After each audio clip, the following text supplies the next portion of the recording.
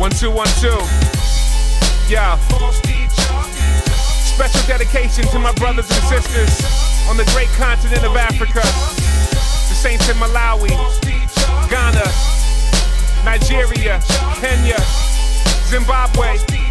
Don't be deceived by what America's sending y'all, man. Let me begin. While there's still ink left in my pen, I'm set to contend. For truth, you can bet will offend. Deception within the church, man, who's letting them in. We talked about this years ago. Let's address it again. Yeah, and I ain't really trying to start beef, but some who claim to be part of the sheep got some sharp teeth. And cats get mean when you criticize them, but Jesus told us Matthew 7:16 we can recognize them. And God forbid that for the love of some fans I keep quiet and watch them die with their blood on my hands. So there's nothing left for me to do except to speak to you in the spirit of Jude 3 and 2 Peter 2. And I know that some will label me a Pharisee, because today the only heresy is saying that there's heresy. I'll dare to be specific and drop some clarity on the popularity of the gospel of prosperity. Turn off TBN, that channel is overrated. The pastors speak bogus statements, financially motivated. It's kinda like a pyramid scheme. Visualize heretics Christianizing the American dream. It's foul and deceitful, they're lying to people,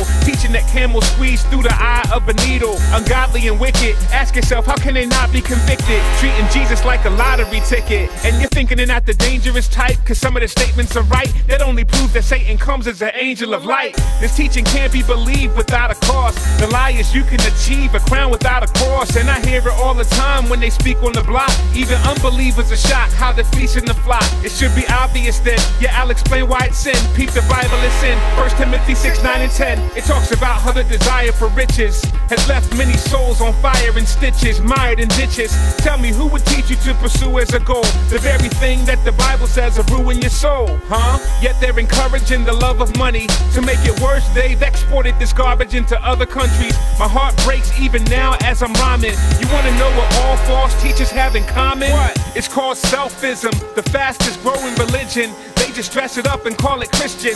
Don't be deceived by this funny biz. If you come to Jesus for money, then he's not your God, money is. Jesus is not a means to an end. The gospel is he came to redeem us from sin, and that is the message, forever I'll yell. If you're living your best life now, you're headed for hell. Talk to him. Joel Osteen, false teacher. Let him know. Creflo Dollar is a false teacher. Who else? Benny Hinn is a false teacher.